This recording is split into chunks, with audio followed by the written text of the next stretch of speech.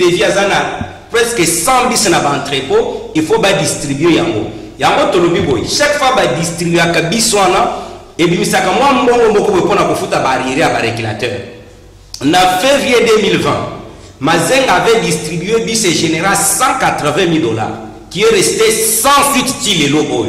Yango toloba na chebe okende eti a co-distribué bis à Sikawana tie comme lui-même a préconisé l'audit interne. Basta l'audit interne qui est qui n'anyoza en ordre de remboursement pe mbongo nyonso bimaka kuna na esprit de vie et qui ndeka wapi. Merci. Na mitone to ko baboye to ki déjà que ba réunion comme ko se tenir ba benani chez l'un des présidents des associations bénéficiaires na yo coordonnateur muto ko représenter l'état au landi ba aussi. Merci. Pour que ça la réunion na ndako wa mutu. Ndeko Jimmy. Ba information sur les en possession na biso to ko italiango si la place publique pour battre sur ba eti tant to ko ba makambo.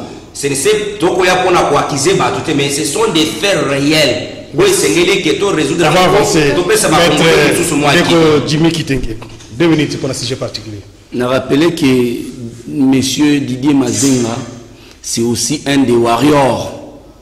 Donc Aza warrior, koya kolela awa pendant que bozana gouvernement na bino ya warrior na kombo mutu za soni comme acharnement contre mutu moko. Ndeko na ngai Jameda tika na loba likambo na pasi mingi na motema na ko regretter mutu moko na ville ya Kinshasa awa. Mutu na ko regretter zali général Kanyama Sichiku Célestin. Nazo regretter Kanyama na motema na ngami kolonioso pe na kolela. Nazo komi tu na soki général Kasongo atambolaka na babalabala oyo biso to tambolaka. Mon général soki penza yo tambolaka na babalabala oyo biso to tambolaka. Situation ya batu ya moto est commis insupportable. Batu ya bus, batu ya taxi, bazaka na ba plaque d'immatriculation, bazaka ba autorisation de transport, bazaka identifier. Mais comment batu ya moto boye baka ko identifier bangoti? Moto ya moto soki roulage à télémisi, beaucoup na modification des balabala ekutani.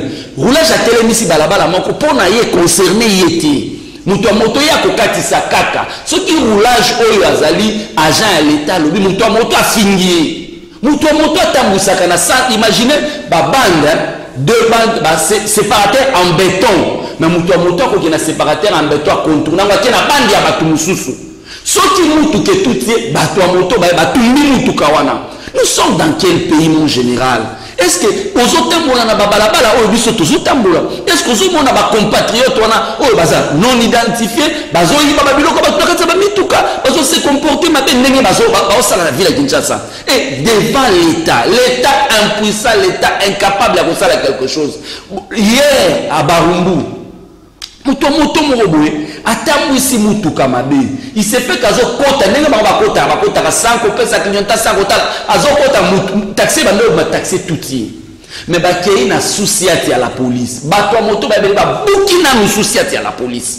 Comment est-ce que population ko se comporter bon roulage azala ki wana témoigner ba petit roulage mboko ezamboka nini biso ba conducteur ba véhicule ba tout ka biso mikolo nyonso ba kota ka ba sens contraire. Mon général Kasongo gouverneur ya ville Gentini Ngobila mais pour la plupart toi moto bo identifier bango c'est quoi vraiment comme moto c'est très important. C'est quoi police na biso ezani beaucoup zanga ba stratégie ko zanga makoki to so mikuna na ponga biwana na pesa la ponga biba biba zanga na mutuka te ya ko pour ba urgence ba ko sala ba telemisi moto kanga ndolo biba ko ya traitement et bango bazala équipement donc pour ko sala rival même mutuka pour ko landa potentiel mobulu ezate ndekuja ezali stratégie ezate organisation ou c'est parce que bazala organisation besoin comportement ya ba mutu na bo important comportement en Afrique de l'Ouest biso to tambola Afrique de l'Ouest moto na plaque d'immatriculation azala na permis de conduire à la casque ni colonioso mais oh ya bino c'est la jungle oh yo mboka ndenge nini mon général Gentini Ngobila pardon penza bato wa moto bako et comme milice c'est comme des ordres dans la ville à Kinshasa. Merci de Jimmy Kitenge. C'est ma première moto, c'est très important de Joseph Kajugo. Ça songi Alexis 2 minutes. Si je vois ça nous intéresse parce que beaucoup de Congolais, beaucoup de Kinois là, beaucoup de Kinois, on est il faut spécifier ces dossiers-là. Non. C'est un dossier qui a peine à table. Ça, il n'y a même pas à défendre. Il y a que Bassala a une erreur, nous soutenir la erreur. Mais dire que bato moto ba ko iba bato na mituka ça c'est grave. Ça la nini? Alobi que ba iba ka bato na biloko na mituka. Oui, il y a des évidemment. Mais il faut que moi j'ai été victime sur le téléphone, ce sont des gens de moto ou bien ça va criminel va s'infiltrer. Na lobby boye ba identifier bango. Est-ce que tu as compris mon attendez c'est trop grave c'est dire que ba toi moto nyos baza bibi il faut que ça spécifier ma kamta aux autres. Attendez Jimmy et attendez le Joseph, il y a des choses tant ba lobby boye moto yebi ka yibakate ou yibakate. Mais c'est vrai qu'il y a un constat que parmi les trois, non, jamais d'aller s'engueuler. Zela. Et s'engueuler à nos baguettes. Et ça veut dire que le baguette. Tout le baguette, tu vas enlever la baguette. C'est pour dire que le chauffeur de baguette va aller par la baguette. Et bon, tant que tu vas baguette, il y a un jacotte de poignée. Baguette va enlever. Le criminel va s'infiltrer. Baguette, ni tout cas baguette, ils ont enlevé Batou. Batou y a moto, parce que c'est comporté ma deux. C'est pourquoi j'en appelle à l'identification. Utilise le voiture à attendez, Joseph Kajungol. Si on est devant les prétoires, vous allez commencer à utiliser la terme juridique, tout ça.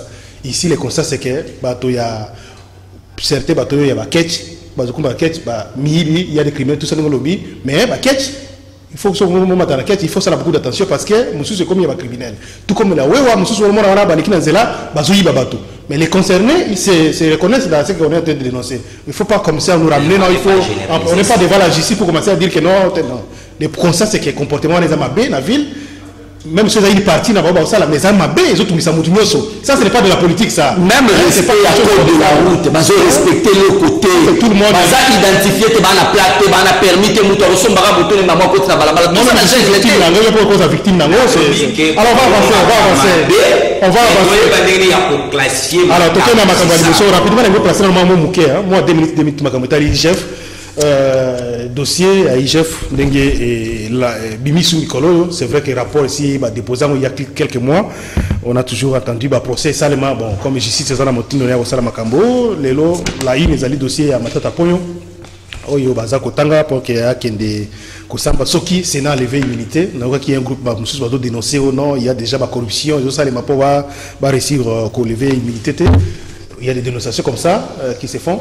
Mais en fait, les soins, donc on peut dire qu'aujourd'hui, c'est quand même important que Batouaz a clarifié pour nous comme il y a beaucoup d'Alonso. Oui, Jean-Médard, il y a un dossier à IGF, il fallait tout le ce qu'on appelle les immunités parlementaires. Moni, tous en certains principes, et c'est tous ceux-là, on a notre moratoire. Pour que ça s'applique dans le temps. Net Babiloko, il y a immunité, Babiloko, il y a privilège de juridiction. Pour que Moka va détruire pendant autant d'années. Si vous voulez maintenant redresser ces pays-là, il faut qu'on la traiter et c'est le côté de quiconque ou il est soupçonné. Tant que vous avez un privilège de juridiction, vous avez une immunité parlementaire.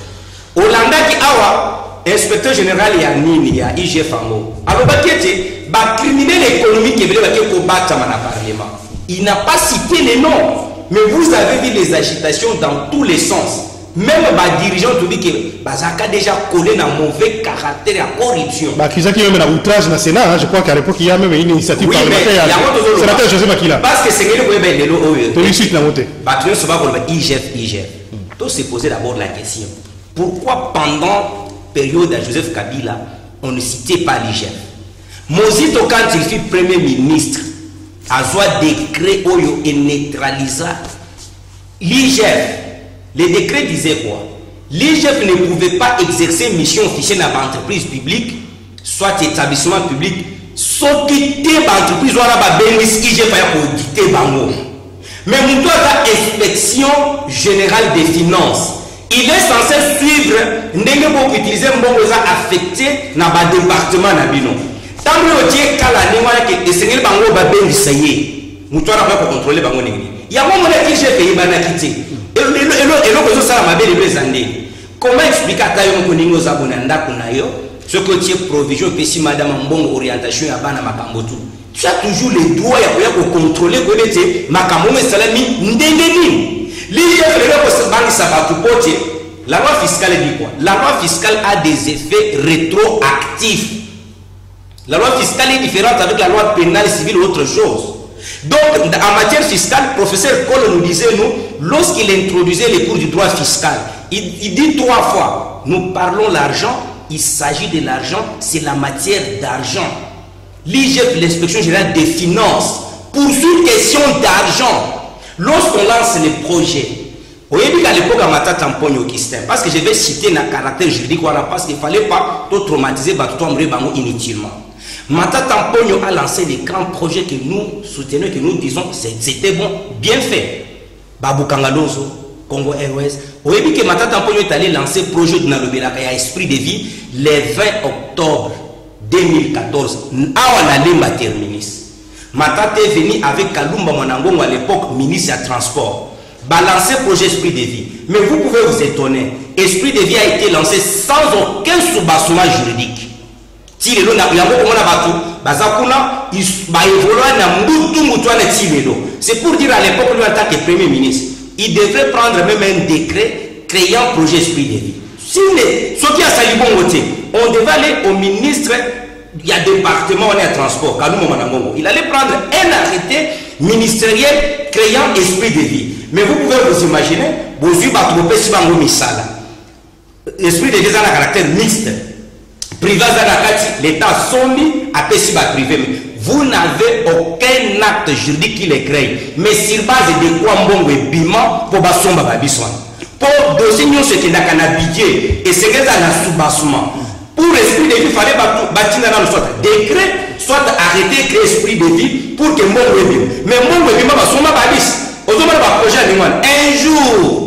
Parce que je vous signale tout de suite que l'IGF est en train aussi d'enquêter déjà sur le projet Esprit de Vie. Non, déjà que le président va finir. Non, ne dites pas ça. Alors, on a compris que notre exécutif est bicéphale.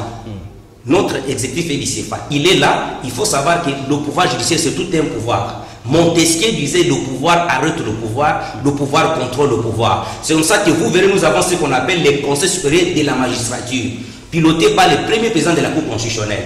Et ces messieurs-là, dans les concerts des institutions, il y a un premier ministre, les 2 présidents des chambres, le président de la République, va piloter les 3 pouvoirs différents. Et c'est le président doit confiner, c'est sur le plan politique, ça c'est lui. Mais la justice doit faire son travail. Pour la chiter, au lieu de tergiverser sur l'IGF. Par contre, je demande à la population de soutenir l'IGF, d'accompagner l'IGF. Je viens maintenant par rapport à caractère juridique. N'a chité par là. Au moins, Matata Tamponyo jusqu'à présent, il est ce qu'on appelle présumé innocent. Et c'est que cette population n'a pas besoin. Le magistrat du parquet, lorsqu'il a un dossier, il a 2 missions principales. Le magistrat instruit en charge et en décharge. Lorsque le magistrat peut se rendre compte que Matata Tamponyo n'a jamais pris ni un franc d'ambon à l'État, le même magistrat va se comporter comme l'avocat de Matata pour défendre Matata. Merci, on va écouter. Il y a un sujet important. Écoutez, un sujet important, un sujet principal. Mais aux autres parce que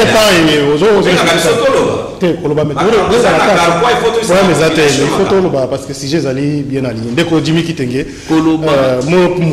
l'IGF, donc IGF, tout la pongité. IGF, notre service pratiquement IGF, Makambo Assemblée, IGF, Makambo Gestion Valine, IGF. Ndegonanga Jameda, merci pour la malouba, Oyopesi, Tobenga Marapo Toloba, mais dans l'ordre et puis en respectant le présentateur. Ndegonanga IGF, Azo Sala Moussala Kitoko, félicitations à IGF. Mais Moussala ya IGF, ils ont la conférence de presse. Service wana ya présidence de la République et ça la Kamoussala soka sali Moussala silisi il est tenu au secret, d'autant plus que bateau yo salé les Moussala ils sont présumés innocents d'abord ou qu'on transférer le dossier à qui de droit, c'est à qui de droit n'a qu'au dossier wapi n'a parquet. Mais qu'est-ce que nous constatons aujourd'hui? L'IGF est comparable à la MOPAP. IGF est comme instrument qu'on utilise aujourd'hui pour s'acharner sur les potentiels candidats à la présidence et ses adversaires politiques. Je vais donner les faits. Ndegolanga Jameda, na programme il y a 100 jours, Vital Kamerhe bakanga na prison à cause de IGF, Vital Kamerhe on a budget pour 57 millions de dollars. Différence il y a 480 millions de maka. IGF a tout raté. On est en train de réhabiliter la cité de l'Union africaine. IGF a ébisabiso appel d'offres Salema Kiwapi. Na la présidence IGF a ça la raté. Or la charité bien ordonnée devait commencer par soi-même. IGF la présidence. Bah dépassement budgétaire les Salema la présidence. Il a eu le courage à Koluba et ça parce que bazo bimisa mogo na banani. Na ba voie moko ya urgence na ba voie moko zolanda la circuit normal. Mais il n'a jamais incriminé qui que ce soit. IGF faisait la mosala Rolanda ba dépassement budgétaire, je pense. Exemple monsieur Odep mota dénoncer exemple à dénoncer. Mais il faut la utilisation ya mbongo parce que c'est dans la procédure d'urgence. Mais la présidence il y a ça la kate. Ndeko ya présidence bazo est chargé à lutte contre la corruption. Bazo la mettre dans les sacs dans une banque. Ça n'intéresse pas l'IGF. Au fait, les lots, Nakamon de Kokajimboulou, Azoloba, que non, justice, séparation pouvoir, non. Aujourd'hui, nous n'avons pas de justice. Nous n'avons pas de justice. Nous avons un instrument de répression. Je vais donner les faits, on n'a jamais d'art. IGF, beaucoup mis à l'élo. L'IGF perçoit 2,5 na exportation, na mobile exportation à la minerai à la République démocratique du Congo. IGF intervient à niveau nini. Tu as dit que doit intervenir, OCC intervenir, mais l'IGF vous perçoit 2,5%. L'IGF a combien comme personnel pour percevoir 2,5%. L'IGF que vous êtes en train de vanter aujourd'hui ne connaît jamais d'art. Mais c'est pas rien, les années de dotation certainement réservées pour ailleurs. Ok, tu as un mécanisme, ça ne peut pas faire ça l'IGF avantage. IGF a 10% ya ba recette ya mboka. Donc recette ya DGI de Gérard na DGI de Gérard DGDA bazora 5% ya ba recette ya ba propre mais IGF François 10% ba recette cumulée. Est-ce que ça a un nombre de personnel que la DGI a un nombre de personnel que la DGDA ma quelle est la capa prime na bango IGF. Eux ils sont toujours vivre na zone ça va congolais. Boza la kimia boza mitema ya kokita. 2024 au mois de janvier, nous allons trouver un cabinet extérieur. Il faut auditer IGF Wana. Tu retournes à monsieur Alingeti. Mondo ya l'État. On attend pour récupérer le pouvoir. On attend le pouvoir à tirer chez lui qui est déjà. Mondo ya l'État pour utiliser à mon nini. Dès qu'on a maï, pour la chuter Kajimou, là où tu colbas la justice. Mukonzi Mboka n'a rafraîchi les mémoires, a décrété l'état d'urgence sanitaire dans Mboka Oyo. Tout le monde est confiné. Son parti, basali meeting wana libanda na limité sous le bois, basengi na batuba qui ont marché contre Ronsard Malonda. Conséquence, 4 morts. 3 manifestants IDPS et un policier lynché au vu aussi de tout le monde. Organisateur ya marche bazali Kabou yana Kabound. Mais si quand on conclut la justice mais justice c'est là occupé bangoté combien de bateaux bazan en prison injustement quelqu'un comme Massaro na procès Kamerhe babenga comme témoin renseignant il est en train de couper en prison.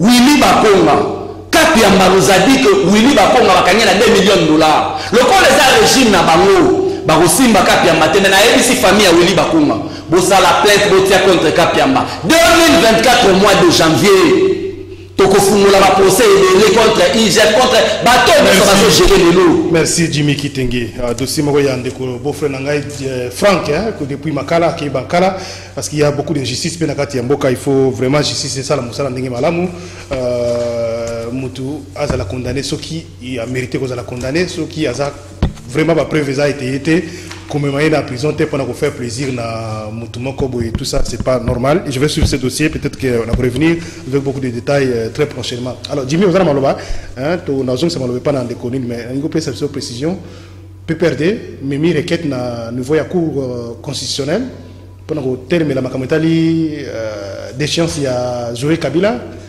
compétence ça il y a PPRD Zoé Kabila comment ça là évidemment c'est Zamongo que Zoé Kabila c'est le gouverneur élu sur la liste PPRD mais jusque là nous n'avons moni requête ou anati d'une manière officielle n'a informé sur cette n'a informé la requête ou anati j'apprends ça aujourd'hui na golukana vérifier ce qui parti na biso et ça là qui requête on a mais il faut qu'on nous l'aïba qu'on nous les abosanati aïba qu'il y a un mécanisme mis en place par le pouvoir de l'Union sacrée pour déstabiliser les grands Katanga en particulier. Pourquoi Naolo Babongo On va inaugurer Biloko Mouyège Atongi et pas président de la République. Mais curieusement, le même Mouyège il est à Kinshasa. Donc, gouverneur Atongi à Kinshasa, mais président Jules avait inauguré Biloko Atongi en son absence. Zoé Kabila. Il a été cloué ici à Kinshasa, mais procédure de Sosal et Makuna. Il y a destitution. Depuis pouvoir attirer les généraux Banda, on le mami à la gouverneur.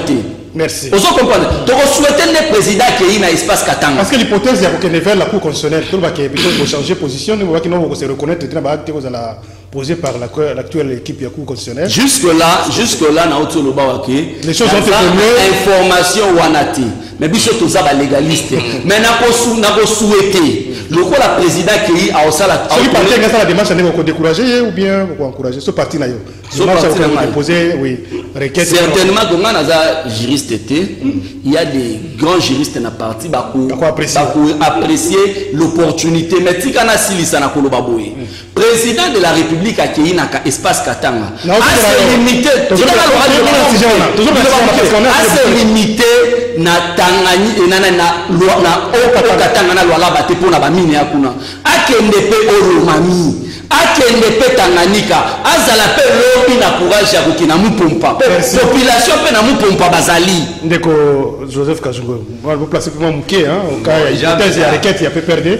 Moni on a Joël Kabila comme ça tout qu'on a sujet souka rapidement étalé. Moi je vais d'abord essayer de parler de la base des principes parce que dans tout ce qu'il a dit il est dans des trucs qui n'intéressent pas la population congolaise. Souvent, ce sont les mêmes termes qu'il a dans tous les plateaux. Omoni Makambwa immunité parlementaire. Mboka ezaki détruit.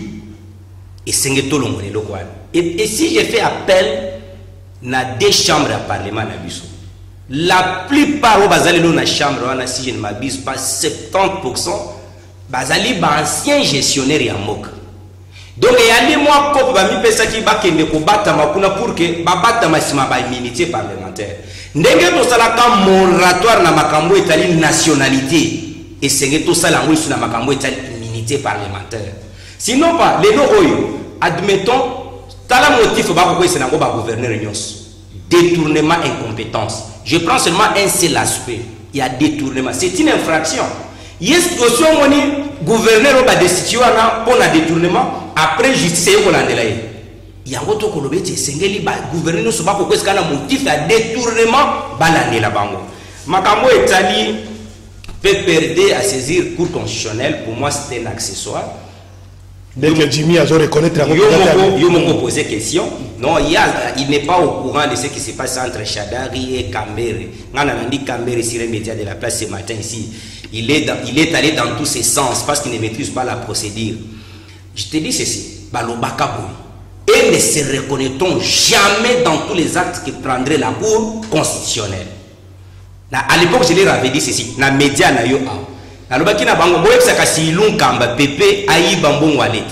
étant donné que la Cour constitutionnelle est le juge pénal du président de la République et du Premier ministre.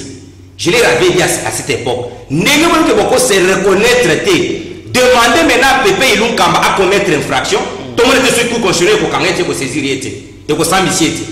La preuve de l'eau pour déposer ce qui plainte ce qui requête dans la Cour constitutionnelle. Mais ça, c'était du bon droit. C'est un droit pour ça, mais il a essayé de pourquoi vous voulez seulement vous acharner prendre les Congolais comme imbécile pour une seule province, un gouverneur à qui on a décrété l'incompétence notoire? Et même dans sa petite allocution, vous sentez... non, ça c'est pas important. Allez, non, ça a été décrit même au niveau du Kassai oriental. Moi, personnellement, il y a un gouvernorat il faut voir l'action sur le non, même Kassai oriental, il y a une compétence notoire, la même chose. Ce qui est important au jour d'aujourd'hui, c'est que le gouvernorat est très attaché à la PPRD. Politiquement parlant, il faut qu'on démettre Bango. Ça veut dire que pour la attention, il faut qu'on se débarrasse de Bango parce que c'est le PPRD. Non, ce n'est pas ça. Sur 26 provinces, PPRD avait 25 gouverneurs. Citez-moi 5 au Bassi Balongola. C'est 25. C'est un confusionnisme. Non, mais l'IDMS avec une seule province, Kassa orientale. La Mouka Pia na Mongala. Oui, la Mouka, oui, c'est une information. Le gouverneur donc disons que les PPD à lui c'est lavé 25, soit les FCC. Il y a une différence entre les FCC et les PPD. Messieurs, on avance. Fanda qui va baloba qui n'a vu surtout tous à l'éducation. Au moins il y a entre vino. Au moins tokolo. Si on a 24 sur 23 gouverneurs na bango, tu ne peux pas me citer 5 au basi balongoli. Et c'est ngeli toyebe loko moko jamais da. Tozali na mboka oyoyo et sengeli mutu nyonso quel que soit quoi ako mikuta à se retrouver na gestion ya gouvernement. Quand tu viens maintenant na suite il y a dossier où il y a IGF parce que tiens moi les autres na dossier IGF ezali boy. Matata n'a pas à s'inquiéter. Matata a justement préparé les éléments. Les juristes disent actori incumbi probasso. La preuve incombe à celui qui a les faits. Et puis, lorsque IGF a dit qu'il a détourné, a mené ce qu'on appelle les pièces à conviction contraires à IGF. Comme ça, on peut dire rapidement, président République. Après moi, étape, il y a Libanda Yamboka comme président de l'Union africaine pour le cadre de la diplomatie. Si il y a Tamé, moi, je tourné à Yamboka Nabiso. Étape, il y a Lubumbashi, c'était hier, accueilli par une forte mobilisation de la population, notamment les militants, les partis politiques membres de l'Union sacrée de la nation, IDPS, MLC, et les autres. Basala Kébélé ensemble, je crois. Pour Nagoyambaye, à sali discours, les lois ont continué le déplacement, je crois, dans la province de Moussoussou, dans le là-bas. Mais ce qui nous intéresse, c'est le message du président de la République. Makametali sécurité, Makametali pays développement, Mbokanabiso. C'était une façon, peut-être pour la chef de l'État, pour répondre, pour critiquer. La nomination celle na muyale ekolo makametali sécurité abi balo bate tous a déterminé pour construire sa insécurité kuna et puis na yepia wana mono moi clair na makametali ba mine. Merci. C'est finalement important ce que le président de la République abano quitter la province. Merci beaucoup Jean Médard pour na maloba. Avant de rebondir na mutuna on a tika na lobelo komoko.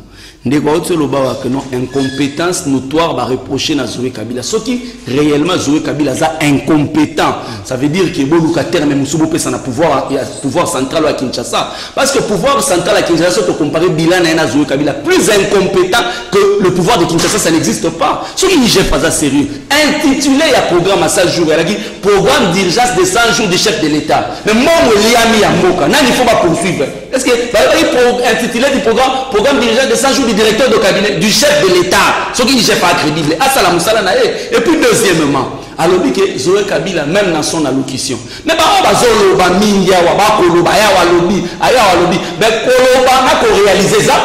ils sont incapables de réaliser leurs promesses. Conséquence, dans le 3 ans, 4 ans, avec l'école maternelle, dans la prison, parce que vous êtes même. Vous êtes incapable de finalement, les Congolais vont réclamer la présidence de la République na terrain. Au lieu de Libana qui tape dans la promesse. Problème,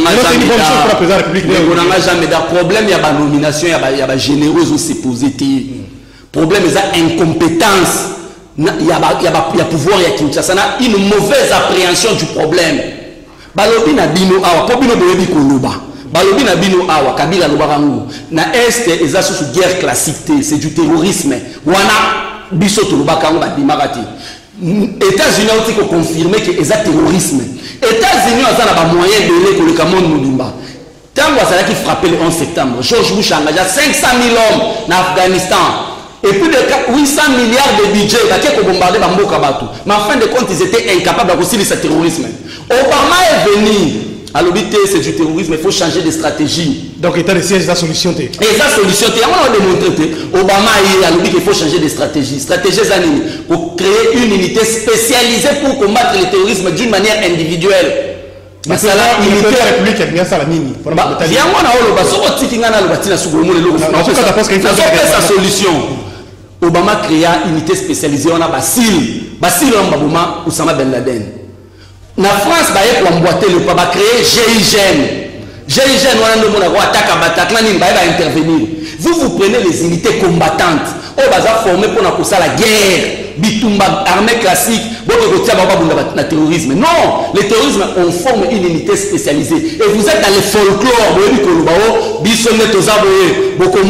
réponse farouche. Non, on n'avertit pas les terroristes que notre roi peut frapper Bino. Le terrorisme, au-delà de Jimmy, c'est pas une solution. Et pourtant, comme Congolais, vous êtes censé encourager les fils que je soutiens les forces armées de la République démocratique du Congo. Soutenir le Banda Or Kabila, du centre de plusieurs rébellions, il a réussi à construire une armée de mais le problème des armées, c'est le premier commandement, appréhension à l'Ikamou. Vous faites face au terrorisme. Le terrorisme frappe. N'a effet surprise. Alors, qu'est-ce que le président actuel il faut faire? Parce que Bino à l'époque la situation m'a dit les autres m'a dit Kala pendant autant d'années vous croyez que ça la tête hier que ça la pour retrouver solution. Biso to un peu plus compétent que le pouvoir actuel. Biso to zaki na guerre. To buni guerre ba M23 banini. Biso to kutamboka na 4 rébellions na 172 armées. Biso to silisango nyonso. To tiki kuna rébellion changé comme terrorisme. Quand vous se rendez compte que terrorisme, monde besoin combattre, il faut monde de Tchabiso pour bandimaka bisoté. Vous n'avez pas besoin d'un gouverneur militaire. Quand vous nommez un gouverneur militaire, vous avertissez aux terroristes que notre zoya. Beaucoup de tika ba civil, beaucoup de tika bana. Bozui bana ou bien ba élève. Bozui ba militaire, unité antiterroriste. Pour les ba tenir pa banane, ba uniforme ba élève. Bozui ba comme à part. Quand vous terroriste à Koya pour Kangaba, vous pouvez pas terroriste. Mais bien vous avertir terroriste que Nagoya Gobomao naïf il est à vous se présenter. Bonjour exemple à Idriss Déby. Il a subi un raclé na Sahel voilà pourquoi parce qu'il a dit qu'on combattre les terroristes avec des unités combattantes. Non, le monde a changé.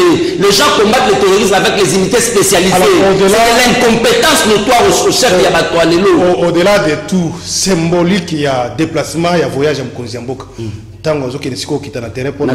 constater la réalité, oui, c'est peut-être le début. Hein. Les paradoxes, c'est quoi? C'est que à Lubumbashi, avant de venir, le président a envoyé 1600 commandos à garde républicaine. Dans Lubumbashi, est facilement. Mais na dernier, il soldats, à qui côté fait la vie, soldats à Paya. Ça, c'est le paradoxe, ce n'est pas normal. C'est normal, le déplacement, chef de l'État, il faut automatiquement sécuriser. Les militaires, il fallait même avoir une Béni, il y a l'équipe d'avance, il y a et puis, plus loin encore, on n'a jamais d'art pour acheter.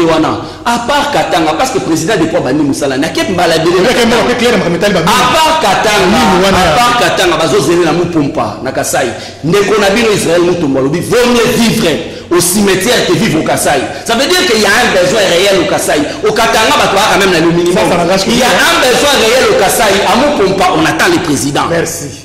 Donc Joseph Kazungoul, symbolique qui a tourné, il y a Mkonziamboka, maintenant qu'on quitte la province, nous espérons qu'il y a Katanga, Grand Katanga, peut-être la province pour palper du doigt, la réalité où les Akuna, parce que la population va voter certainement en 2018, il a été, mais discours il y a Mkonziamboka, Hollanda qui est certainement.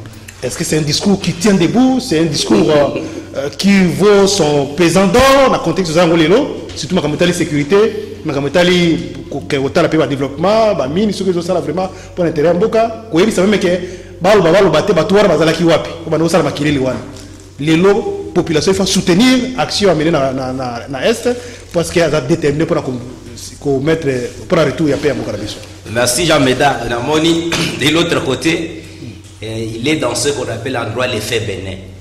Dans les effets bénins, on ne réagit pas. Tout ce qui est moutou, à niveau, comme ce sont les mêmes termes dans tous les plateaux, à niveau. Effet bénin,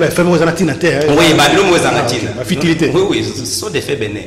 Alors, quand on prend le pouvoir, il y a l'hyponako déceler les faiblesses du régime précédent et puis apporter des solutions structurelles, systématiques et orientées pour résoudre et rencontrer attentes de la population.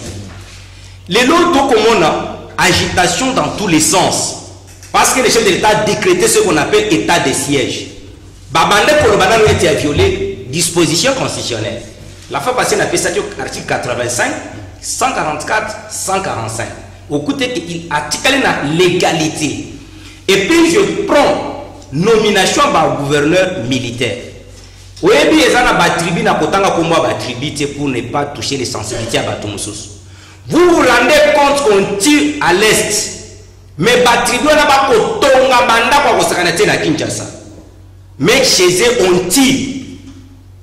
Et là, lorsque bakozwa ba décision, parce que prenons j'ai attendu. Chez eux c'est propre. C'est bien construit chez eux. Bon, il faut avoir l'éducation. Tu n'es pas dans le. Allez-y, non. Courtoisie dans la langage. C'est place pour foutre à terre, qui dit en faut qu'on fasse ta loyer à batouté. Donc, il fallait qu'on recadrer ma femme. À ce stade-là, qu'est-ce qu'on peut retenir? Objectif. C'est lui qui a déplacé. Régime na bango et bazaki compétent. Mais pendant 18 ans, on n'a pas cessé à tuer les gens à l'Est. Mais tant que bako tosko bateau yo, ba ebanete munguna ya kaboye, bango pe bazo position pour mettre fin comme preuve. Juste tant ba annoncer état de siège. Tu as pris quand même sensibilité à batu nege batu bako sepele na yelo kwa. Le baboma ba la dénonciation peut être au salé mingi. Bah élément notre possession qu'on ne peut pas tout dire ici. Mon cher, ce n'est pas pour rien tant au moni batu bako s'agiter. Il y a les gens qui sont à Kinshasa mais qui tiraient les ficelles dans ma Kambwa Est. Tu mets le solution. Non, écoute, je suis en train de venir. On a vu qu'on a un discours il y a grand Katanga place en Kozambo Kakei. Mais à Tikali la même logique na ya lobby était malgré pena Katanga moi insécurité yali mais yali lo lenge mon côté na oyo yali ngambo kuna mais à cause la manso na pouvoir oyo ya en tant que mokonjamboka pour qui me ekota kuna.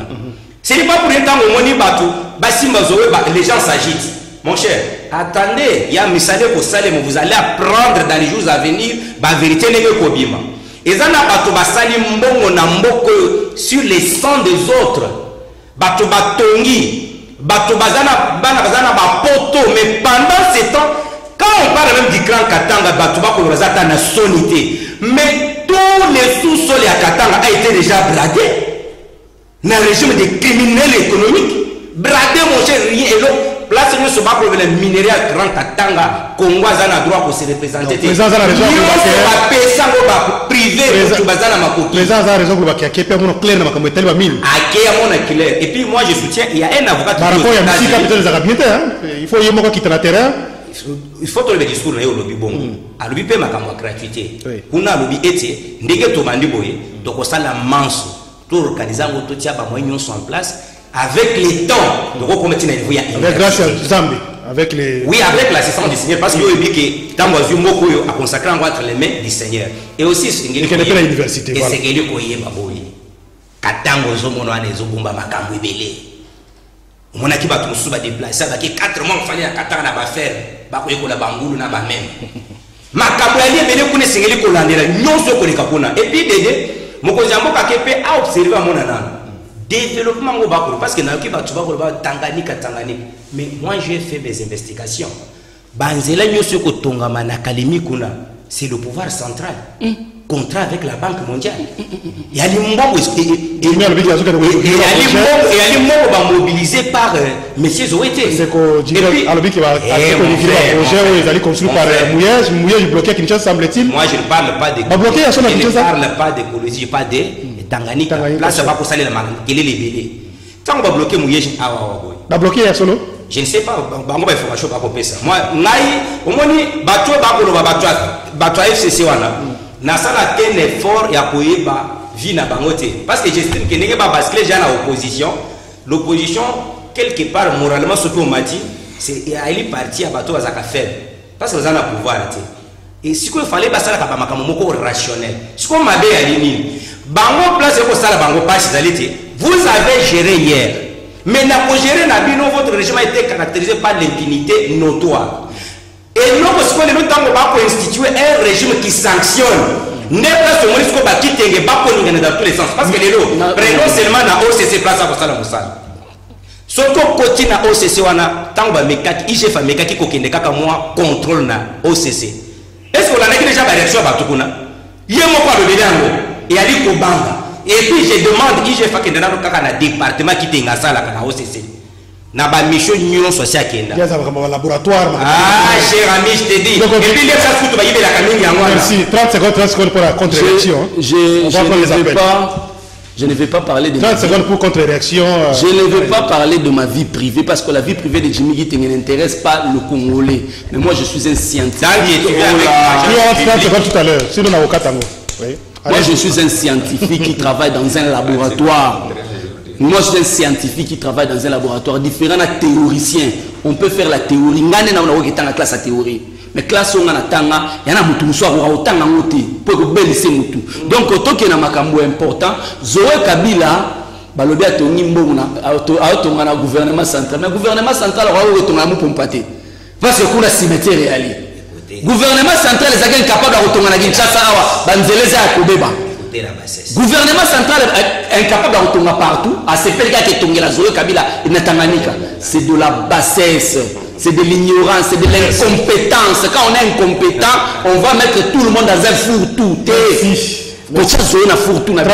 Jamais d'âme. Au moni Batumususu, Bakolo Bamakamopo, Bakongolais Balana Bangoka. Kende audité, l'andela partage à vos passes. Non, écoute. Non, messieurs, on doit être pragmatique et rationnel. Oui, mesdames, tu dois me laisser ça. Zoananu Go Pascal. Kalemi et Moko 40%. Moukoloni. Kalemi et Gazawan. Moukoloni, l'arme du procès, c'est la preuve. What document. Messieurs. Pourquoi tu me laisses me déranger? Allez-y. Omoni. Moi, je ne te suivrai jamais au caniveau. Quand tu parles de mou compatible, au moins, on a bien dès la fois passée, on a dit, docteur, les messieurs ici qui étaient au ministère de la Santé, si c'est l'air Kabang et Noumila. Babylone, on a bien, je vous avais dit, même si le canal presque, Botika Bavantir Nabino. Langage Nabino, vous connaissez que Nambo, dans la cimetière les plus longs du Congo, il y a des Katanga. Il faut pas dire que la bêtise Nabino, chaque fois, merci. Moupompa, c'est un village au Congo. Alors, construisez à Moupompa. Je ne suivrai pas au caniveau, messieurs. Ici, je suis venu parler avec les Congolais. Il y a un moment où il y a un peu de là, on est allé mbongo côté na bago.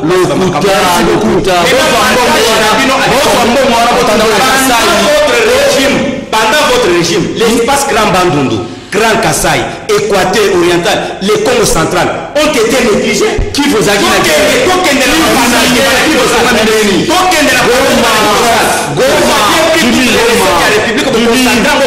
aujourd'hui vous voulez faire au Congo.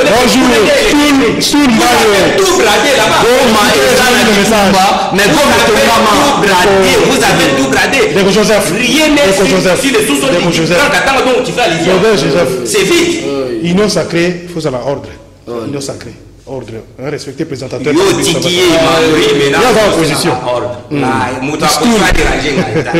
Quitte ça, vous avez que nous avancer. Toi aussi, c'est mission madame.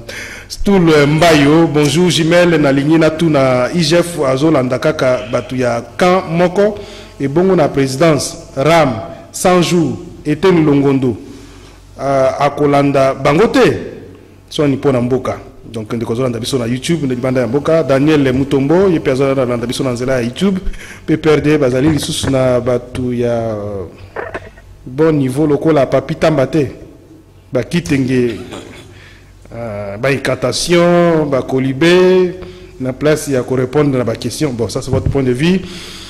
Manuel Lima, il y a personne sur YouTube. Vive Joseph Kabila, la force tranquille du Congo, RDC 2023, c'est la fin de l'IDPS. Ah, voilà. On va lire encore quelques messages, on va prendre. Bon, je prends quelques appels rapidement.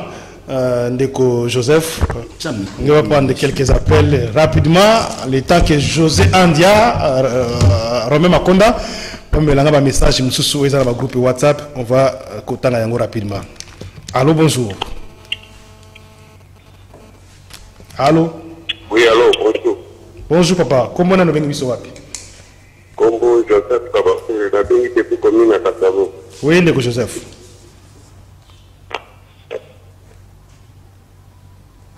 Kitenge ngana tuna ndo wana kitenge pona nina za toujours na ba popo moko ya ba idaliste le Congo nous a parlé même si je suis à Katanga, même si je suis à Boujema et à Kamanga, c'est toujours le Congo.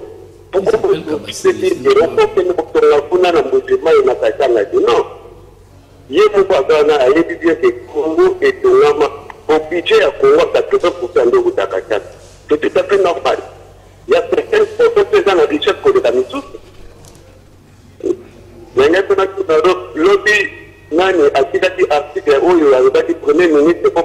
pour la l'immunité, il faut pas se rencontrer. On va se gagner la ligne de l'anglaise. Tout de suite, Jean-Serge Tiben, tu as article mais je crois que n'a évité ce que Zali, ça c'est notre débat. Merci. 082 33 33 749, tous appel M. Sounazela et Singa, standard, ils ont vraiment un message belé, appel belé marqué. Allô, bonjour. Allô. Oui, comment on a le dengue bisoa? Olivier, à partir de la télé. Oui, mais pas tout le monde mon ngolo va bien. Allô? Oui, allô, oui, problème est de Kokashikoulou Marambazo concernant développement à Kassai. On a eu deux premiers ministres Nassera Kabila, Chibala, Azam Grand Kassai, et maintenant M. Dadi Dangamem, Grand Kassai. Pourquoi on va développer à côté de Gounade? Alors, si on dit de nous pour parler, on va s'attaquer dans le côté militaire. Oui, ça va être politique, il y a pour diaboliser, il y a le bayana. Par contre, il y a un pouvoir, il y a un pouvoir, il y a un pouvoir, il y a un ils sont toujours en Congolais, ils sont toujours en Congolais. Merci. Merci, Ndegona Bisso. Alors, 082 33 33 749. Allô, bonjour. Allô, bonjour. Bonjour, papa. Bengi Bisso, puis comment on a une contribution à eux? Na bengi bino na ngalema précisément na dépôt. Kitsa son ya TV ou bien radio na yo poto na ndoma lamu. Oui, mutuna na ngo ezabwe. Ndeko Jimmy azoloba bien, mais eloko nga azo regretter na ye anzala na kopasi. Et après ce makambo azoloba yango alobaki yango na chem susu SDGA achangeaka maloba te naza na posta ameka koyebi biso makambo ya bien o mosusu alobaka makambo moko une semaine mobima lalanda kaka makambo aloba yango wana kaka ameka nanu kotatisa biso biloko mosusu ya sika eloko na ngana alobaka yango wana. Merci beaucoup. Merci pour le conseil na yo pa na ndeko Jimmy 082 33 33 749 toujours appel monsieur. Allô, bonjour. Ouais, ndeko Jimel, bonjour, na ndeko bana plateau. On a eu ndeko Guy Bumbo na bengi à partir de la commune ya Masina. Oui, na kokende na mwa lombango pour un voyage à chef de l'État. Je crois qu'il y a lobby les problèmes de la sécurité, a lobby les makambo ya ba mine. Et puis na discours na eso Rolandi attentivement au comment qui a pour redynamiser l'unité nationale. Ça j'ai beaucoup apprécié. Alors à propos de la sécurité, à défendre effectivement la conduite de na Ituri, na Nord Kivu, ce qui est une très très bonne chose. Bateau bazali comme na mabe nomination wana à vrai dire les amis ennemis ya mboka. Et ces ennemis là, les ennemis là du pays, on peut les recruter en interne comme à l'extérieur du pays. Donc à propos de ndeko Jimmy Kitenge, et ça vraiment malabouté ou la qui bango. Balinga qui situation wana continue à la pérenniser ndenge wana et pourtant c'est ça qui gère moka pendant 18 ans bien a été fait de ce côté-là. Merci. On a IGF, je crois que IGF a un salaire macasse, il faut soutenir, il faut lutter contre la corruption, on a détournement à la deniers publics, il y a des choses évidentes de Konangai. Parce que souvent quand on a des choses dans les pays où nous avons excellé dans le domaine où on a ndenge ya mabe. À partir du moment où IGF a zali fouiller même na ina ba makambo on a pas combattre sérieusement, donc nous devons soutenir ces services là. Et de temps en temps, Gilles Alinguet, Sengela ça la conférence de presse na ba séminaire de Lingwana pour sensibiliser parce que bateau va avoir un comportement on a pas panga et puis bah tu vas faire mauvaises choses. Merci beaucoup, bonne suite de la journée. Merci beaucoup. On va prendre le dernier appel. On a le dernier appel, on a le rendez-vous des auditeurs. Allô, bonjour. Allô. Oui, alors rapidement, tu communes à Souka, oui. Bon, de quoi qu'il attend un message, alors les invités vont conclure. Célestin Mousseba, Azona Dabiso na YouTube, Tuna Kajungulu, Mboka Balobaka, Bakuta Trou, c'est avec plus d'1 milliard de réserves. Mais là, ils ont combien? Bonne gouvernance, ils ont la canaba fait, non na maloba. Toba promesse, na kofinga, bravo Jimmy. Joseph Kibonge, pourquoi Fati azozongisaka lisusu Mbongote, après multiples voyages. Freddy Ngemi, alobi bonjour Jimel, Moussala Kitoko, Makasi, Nalandaka yo chaque jour. Félicitations à l'équipe technique. Mbote na Karine Bébé, depuis Autriche. Pessi Karine Bébé. Karine Bébé. Denis Choko, bonjour Jimel, je suis désolé pour les propos de notre président de la République qui insulte encore son peuple Bandoki.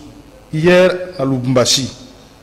Docteur Denis depuis Paris. Point de vue là. Alors, Joseph, Jimmy, conclusion rapide. Conclusion, on a lobby boui. Bref, parce que tout le monde a souka. Na lobby boui, je dis et je le répète encore. Ceux qui ont posé la question sur l'opération de l'Est, opération militaire à Est, c'est une fausse route. Ce n'est pas la faute aux militaires des forces armées de la République démocratique du Congo, c'est plutôt la faute au gouvernant. Barack Obama a changé sa stratégie à Bush, a compris que le terrorisme, il faut effet surprise. Nous sommes terroristes, c'était que Okoya Kobomae pour Moniati Kaliwana, a Kokima pour se camoufler, pour se diluer la population. Quant à Makambo Ndekomora Oti Koloba, lobby que non. Et Maramunde Joseph Kajimula lobby a lobby que non, Bazotonga, na Mbonga Go Pass, Kokosa ba Congolais. Ce Mbonga Go Pass, les autres ont Kalemi. Comment Mbonga Go Pass est incapable d'autonga Kinshasa? Comment Go Pass est incapable d'autonga Mbujimaï? Comment Mbonga Go Pass est incapable d'autonga Nani? Goma ou Bukavu.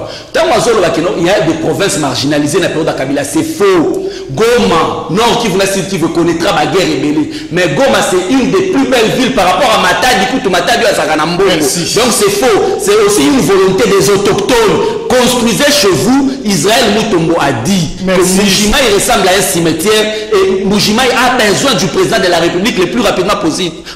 Pas les propos, mais les actions pour que la province soit se développer. D'accord, Joseph, conclusion. Lorsqu'on veut gérer une nation, un chef d'un village coutumier. Alors les faits bénins, je ne réponds pas là-bas. Et là, on a ça va Congolais à l'été. Et là, on a bangi sabato, ils allaient position IGF à Zuilelo. IGF a posé un accompagnement à Bissonyonso. Na kosenga que Cour des comptes, les parlements et la justice, besoin même en plaire au IGF à Kosale Lelo pour que Mboke Kende Liboso. Parce que et puis il fallait que l'IGF a se penché beaucoup plus sur les effets rétroactifs de la loi fiscale. Pour la nuit, soit l'État, il faut bisope par Congolais, et ça n'a pas entreprise. Place nous stoko sale. Donc il faut se constituer n'a pas dénoncer. Et ça la sélectivité. Il faut condamner. Parce que la présidence de la République est votée de manière générale et impersonnelle. Merci. Ce qu'on a agitation dans le plateau, OCC. Merci la Fiston, merci la Karine, merci na Dadi Koussaka Basimai Caméra, José Andi Arome Makonda na côté à web, merci na Alain, na supervision technique, Onésime na radio. Majouti Mazara kuna na logistique. Merci beaucoup. Rediffusion 16h30, 23h10 na Radio Liberté Kinshasa. Dès que tu 8h15. Deuxième partie 10h30. Rendez-vous avec Maxime Makabou. Kiosque tout à l'heure avec Serge Kabongo. Bonne journée Parabino. Dès que tu lobby. Merci.